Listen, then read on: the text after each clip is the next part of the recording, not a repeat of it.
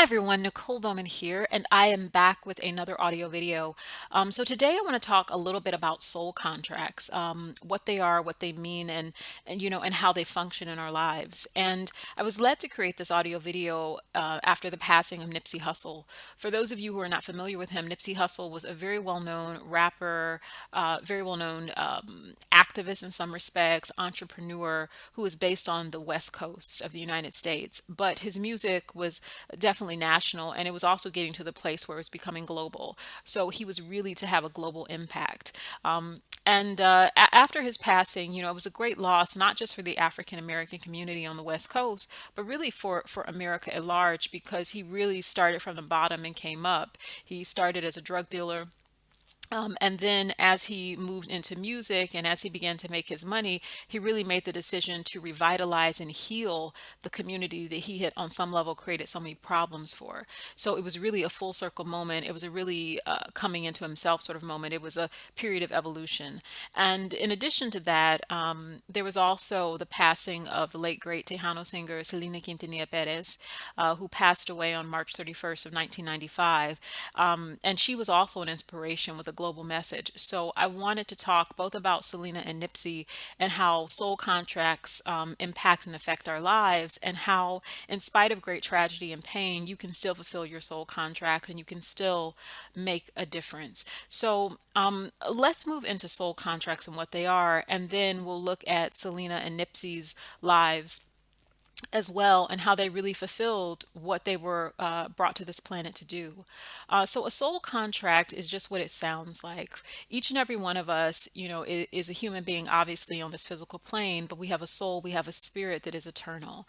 And prior to coming to the earth plane, we have goals, we have dreams, we have a mission and things that we are to do while we're here on this planet to make the world a better place. It is a contract, if you will, right? So we may agree to be in a particular profession. We may agree to be married and have kids. We may agree to be a spiritual leader or teacher. We may agree to be a community organizer or activist. But these activities, these experiences, these relationships are tied up in our soul contract. They are a part of allowing us to grow and evolve as spiritual beings while making the world a better place, while teaching others, while learning our lessons of unconditional love and selflessness and standing up for what you believe in and personal responsibility and sacrifice.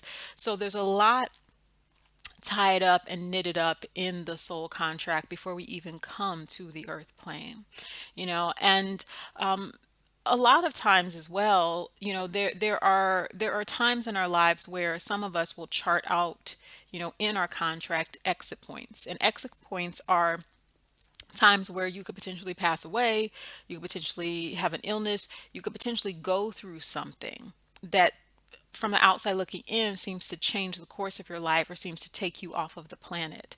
And sometimes these things are written into our charts, they're written into our contracts, but it's more of a choice. For example, we could choose to live to be 100 years old, or some may pass at 40 or 20 or 15. It really depends. But no matter when you pass, no matter what you do, you still will fulfill your contract because it's the message and the meaning. And so, with that, I want to take it back first to Selena, and then I'm going to tie it into Nipsey Hussle, because especially with Nipsey Hussle, and once again, I didn't know a whole lot about him, and I still don't know a whole lot about him. And in doing this audio video and this teaching and this reading, if you will, on him and Selena, I purposely made the decision not to read too much about Nipsey Hussle because I don't want to be influenced by that information, but instead share what was coming through from spirit. But the reason I was led to do this is because I felt the sadness and the pain of so many people. Right now, I'm actually in Italy, so I'm not even in the United States. But he passed away on Sunday night. And the sadness, the pain, the depression in some respects, the grief, it was just palpable. I could just feel it. But what I also knew and what I also felt very strongly is that he fulfilled his purpose on this planet. So I want to talk about how he did that and why he did that and what we can take from his story and Selena's as well. So I'll start with Selena, and anyone who knows me knows that I love Selena Quintanilla Perez. She, as a girl, she was the one I inspired to be. Even though she wasn't black, obviously I'm black and descendant of African slaves. What I appreciated about Selena, watching her when I was a child, is that she was a Latina and she didn't hide that. She didn't try to make herself be any less than what she was. You know, she had the long dark hair and the brown skin and the red lipstick, and she loved to dance and sing. And she was also very convicted morally and spiritually. And she was very clear about her spirituality and her connection to God. And so I always appreciated that, and I always looked up to her because for me as a kid looking at her, she was a role model. She was a woman of color who was embracing that and embracing her heritage and not shying away from who she truly was. But for those of you who are not familiar with Selena, I'll just give you a little bit of a backstory so you better understand. She was a Tejano singer in the 70s, 80s, and 90s. And in her 20s, somewhere around the mid 90s, is when she really went to the height of her fame. And unfortunately, she was killed, she was murdered by her fan club president, and she was 23 years old. She was getting ready to turn 24. She was recording an English language album, and she was getting ready to be huge, not just in the United States of America, but the world at large. She was cornering the global markets as well. And it was a devastating tragedy, obviously first and foremost to her family, who were also her bandmates, managers, and so forth. But it was devastating as well for the community, specifically the Spanish speaking community, but even Americans at large, because Selena really represented the American dream. She represented working hard, pulling yourself up by your bootstraps, so to speak, and making something of yourself. And she really represented that. So when she was murdered, it was almost like that dream died. And for a lot of people, they were very crestfallen for a long time because she was such a light and a joy, to the world, such a gift. So when I tapped in and connected to this, and kind of connected as well to Selena's energy, and looked at the situation of her murder and the person who unfortunately took her life, one of the things that kept coming through from Spirit and kept coming through from Selena, though, is she kept saying, "But I fulfilled my purpose. I did fulfill my purpose." You see, part of the reason that Selena was as famous as she was as physically beautiful as she was as talented as she was, is because she came into this life with the purpose of touching millions of souls. She came into this life with the purpose of inspiring millions of people and letting everyone know, if you have a dream, if you have a wish, if you work hard, you can do it. It may not be easy. You may not rise to the heights of superstardom, but live your dream, live your bliss. You can do this. And that was her purpose.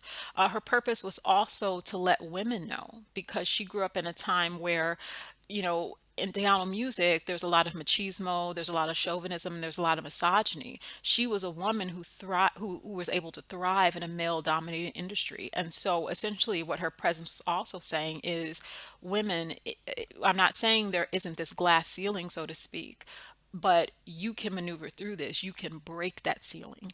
And so she came into the industry to do that. And she did it with class, she did it with strength. And she was also an incredibly spiritual and religious person. She didn't talk about that very openly, but she was very spiritual. She was very religious. She was deeply connected to God. And her connection to the divine really informed a lot of her choices, a lot of her decisions, and the way she treated people. And so when I looked at her passing and her death, one of the things that her soul said and informed and told me, and she said, the person who tried to take my life, they were influenced by the dark. Through their life, their energy was kind of darker. It was heavier. It was more negative, and they were influenced by that negativity. And in the process of trying to take my life, they tried to snuff out the light. They tried to stop the purpose that I was put on this planet to do. They tried to stop the light. They tried to stop the love. They tried to stop the inspiration, but they were not successful at it. And Selena also says that whether I died prematurely or I lived to be a much older woman, I would have fulfilled my purpose, because my purpose was to inspire millions of people. My purpose was to help people turn their pain into power. My purpose was to help people laugh and sing and enjoy the silly things in life and know that life is beautiful. And even through my death, God has taken a very tragic situation and turned it into magic and turned it into beauty. And I was also a part of that and instrumental in allowing that to happen. So the person who who took my life, they did not win. And so she's very, very clear about that. She's very clear about the fact that she fulfilled, her purpose. Moving on from Selena and moving to Nipsey Hussle.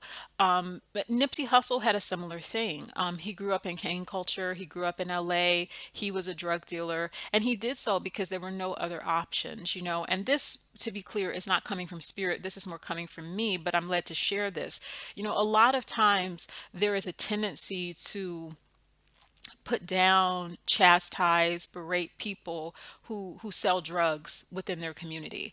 And I'm definitely not saying it's right. I don't believe that it's right. Morally, I don't believe it's right to sell drugs to your own people or to go outside of your community and sell drugs to others. I don't agree with that or that lifestyle. But what I do know, being a descendant of African slaves and being an African American woman in this lifetime, is that there are men and women who live in impoverished communities, and that's the only option they have to actually be able to take care of their families. That's the only option they have to actually be able to put food on the table. Because even if they get a regular 9 to 5 job, so to speak, they don't have benefits, they don't have a living wage, and so they're working X number of hours a day or a week and not really being able to provide, right? And so it isn't an excuse, but it is an explanation about a system that is broken and specifically targets people of color, but specifically descendants of African slaves, and shuffles them through the penal system while helping them to destroy communities. So we have to be aware of that and look at the grander scheme of things and who's profiting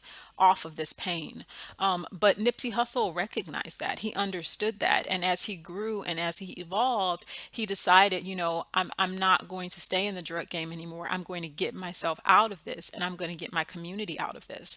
And so as a rapper, an entrepreneur, a musician, he began to create music. He began to sell his music, very guerrilla style, very punk rock, like out of the trunk of a car, or, standing on a street corner. And instead of slinging drugs, he's, selling CDs, very much that way. And as he began to build up his money and build up his profile, he actually began to built businesses in the community where he used to sell drugs, thereby employing people, thereby taking care of his family, thereby really stepping into his manhood. He was also incredibly spiritual. I purposely didn't want to read a lot about him in the purpose of doing this reading, but I did watch one video with him where he talked about energy, and he talked about being conscious of the energy that you bring to a space and being conscious of what you send out into the world and what's reflected back to you, and that you do have a choice. You are in more control than you think you are. But the other thing I also see is that, his ancestors definitely had a hand on him. He had a very strong connection to the continent of Africa. He had a great deal of respect for his ancestors, for Black women, for the Black woman. And I just see that in his energy that emanates from his soul and from his spirit. He wishes he could have stayed here longer. But he understands even through his passing and his murder, it was a teachable moment. And he says this because the person who murdered him, I'm not going to go into it too much because for some reason I've received details about it psychically and what has happened, but spirit doesn't want me to go there on it. So what I will say is this, and like what he's urging me to say is this: he knew his attacker, he knew who killed him. We'll put it that way. He also understood in getting in the drug game and staying in the hood, there are certain things that you may experience, you may be a casualty of because you've chosen to come back in that environment and, and help liberate and help elevate. So what I see with Nipsey is that he was a leader in a lot of ways, but he was also a soldier. And he recognized that he could die tragically. So what I'm saying is that he knew that, but in spite of knowing that, he decided to move on and press forward. His soul contract was specifically connected to the African American community, specifically those African Americans who are descendants of African slaves, specifically the men. His purpose tied in with men was to help them to know they could be fathers, they could be kings, they could be business owners. If you put your energy into it, your mind into it, if you build with your friends, if you build with your circle, there's power in numbers, it can happen. And so he fulfilled that. And even in his death, even in his murder, even in his passing, once that's all gone, and once that energy of the person who took his life has gone away, what spirit says is that what will live on is the path of ownership, the path of personal power, the path of determination. And also, Nipsey, even though he sold drugs, he atoned for that. He felt terrible about that. Like there, when he first started, Spirit is saying, he was just doing what he had to do. But because he always was conscious, and because Spirit had its hand on him, Spirit would say to him, this is not the path, this is not the way. You have to get out of this. And so he did actually atone for what he did. He learned from it. He many years later, he felt terrible about selling drugs to his community, which is why he went back onto the same street corners where he sold drugs, and he built up he bought the block, and employed people. So he understood, we have to do better, and I want to do better. So his soul contract, just like Selena's, was to uplift. His soul contract, just like Selena's, was to elevate. And sometimes the dark, and by the dark I mean this negative energy and so on and so forth. Sometimes the dark, the dark energy, these dark forces that are in our universe and in the spirit realm, will try to snuff out the light. Nipsey was a bringer of truth, as was Selena. It was about living out your dreams. It was about being a good person. It was about being a decent person and leaving the world a better place than what you found it. They both had that. For both of them, they were both deep, that was deeply connected to their soul mission and their soul purpose, and they both had that. So, just to leave you with this, because it's winding down, but the thing that I specifically feel from Nipsey's energy and from Selena's energy is they both say, with God, with the Great Spirit, all things are possible. And no one can stop you from living out your purpose, not even the darkness, not even the negativity, not even the harmful energy. God will take a tragedy and turn it into a blessing. God will take a tragedy and through a death, through a passing, through a murder, change millions of people's lives. And the thing is that Nipsey may be gone physically, but the people that he was good to and kind to, the people that he taught, they will remember him, and they will carry the dream and the light that he implanted inside of them. And the same is true for Selena. I mean, she passed away in 1995, but her memory lives on and on and on. And even to this day, people who were not even alive when Selena was at the height of her career love her music, listen to it. She's inspired people to learn Spanish because the majority of her music is in Spanish. So to understand it, they're learning to speak Spanish so they can better understand her music. There are women, there are Latina women who, because Selena embraced her natural beauty and embraced who she was, it gives them the courage to embrace who they are. With Nipsey Hussle, what he did is he inspired a generation of black men and boys to become owners, to become leaders, to get out of the dope game, to stop selling drugs, to find a way out, and actually become a pillar of your community, right? And the thing is, his life was not perfect. His life was born from pain. It was born from struggle, but he found a way to take that struggle and take that pain and turn it into joy, turn it into peace, turn it into something that we can all be proud of, right? And that's a soul contract. We all come here with specific missions and goals, and you may think because of a murder, a tragedy, an illness, a sickness, a heartbreak, you're not going to fulfill what you came here to do. But Spirit is saying you are always on your path. You can never, ever, ever get off of it. So don't let anybody tell you you've lost your way or you're not on your path. You are always on it. And what you always have to ask is, Great Spirit, what am I called to do? What am I here to do? What do you want me to do? And follow through with that and listen to that voice. And once again, you may not be famous like Selena or famous like Nipsey Hussle. You may not have the level of money or fame or material wealth that they have, but that doesn't mean that you can't live out a purpose. That doesn't mean you can't be an amazing mother or father or teacher or educator or business owner or politician or spiritual worker.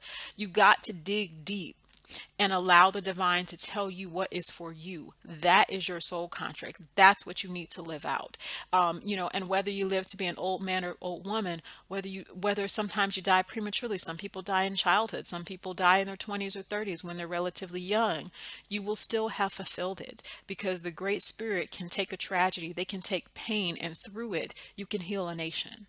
And so I just want to leave you guys with that. I didn't know a whole lot about Nipsey Hussle, but it's interesting. His passing is hitting me the way that Selena's passing hit me.